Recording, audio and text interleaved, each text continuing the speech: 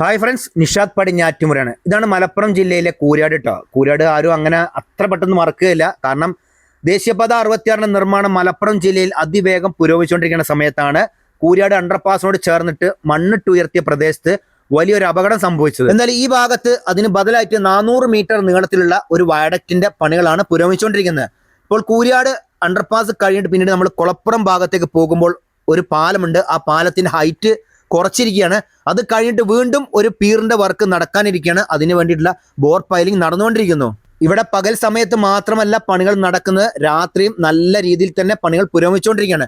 അതുപോലെ തന്നെ പീറുകളുടെ പണികളെല്ലാം ഏകദേശം പൂർത്തീകരിച്ചിരിക്കുന്നു. അതിന്റെ മുകൾ ഭാഗത്തുള്ള പീർ ക്യാപ്പിന് വേണ്ടിയിട്ടുള്ള ഷട്ടറിംഗ് വർക്കാണ് ഇപ്പോൾ ഇവിടെ നടന്നുകൊണ്ടിരിക്കുന്നത്. പീർ ക്യാപ്പിന്റെ പണികൾ പൂർത്തിയായി കഴിഞ്ഞാൽ ബെയറിംഗിന്റെ വർക്ക് ആരംഭിക്കുന്നതാണ്. ബെയറിംഗിന്റെ വർക്ക് പൂർണ്ണമായി കഴിഞ്ഞാൽ പിന്നീടാണ് ഗേർഡർ ലോഞ്ചിങ് വരിക. ഗേർഡർ ലോഞ്ചിങ് പൂർണ്ണമായി കഴിഞ്ഞിട്ട് പിന്നീട് ഡെക്ക് ഷീറ്റിന്റെ വർക്കാണ്. ഡെക്ക് ഷീറ്റിന്റെ വർക്ക് കഴിഞ്ഞാൽ പിന്നീട് സ്റ്റീൽ ബൈൻഡിങ് കഴിഞ്ഞാൽ പിന്നീട് പൂർണ്ണമായിട്ട് കോൺക്രീറ്റിംഗ് കഴിഞ്ഞാൽ പിന്നീട് മാസ്റ്റിക് പാഡ് വിരിക്കുന്നതാണ്.